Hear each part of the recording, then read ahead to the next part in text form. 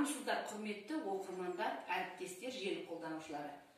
Жерді қорғау күніне орай ұйымдастырылып отырған Жер жанады жетісу атты әңгімені назарларыңызға ұсынамын. Сұлулығымен тамсандырған ақындардың жырына арқау болып, талайларға ән салдырған киелі жетісуды сөзбен суреттеп жеткізу мүмкін емес.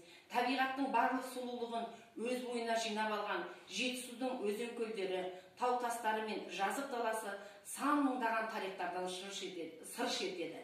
Жетісу Қазақстанның оңтүстік шығысында орналасқан, солтүстігінде Балқаш көлінен оңтүстігіне Тиян шыңының қарлы шыңдарына дейін созылып жатқан осынау бір көркем жер-үйік мекенді ежелден бері Жетісудың өлкесі атап кеткен.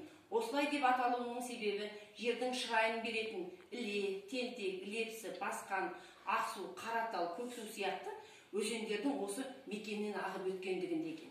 Осындай ұлан-ғайыр алқаптардың табиғаты да әртүрлі. Бұл жерлерде мемлекеттік қорғауға алынған жерлер де бар.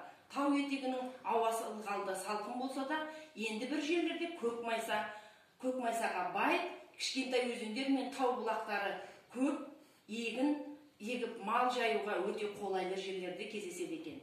Жетісу жайлы сөз қозғасақ, оның ерекше табиғаты жайлы айтып өтпеу мүмкін емес. Жетісу көне мәдениеттің ордасы, өлкенің тарихи ғасырлар қойнауына сүңгіп жатыр. Оның айқын дәлелі ежелгі ескерткіштер мен археологтардың жәдігерлері екен.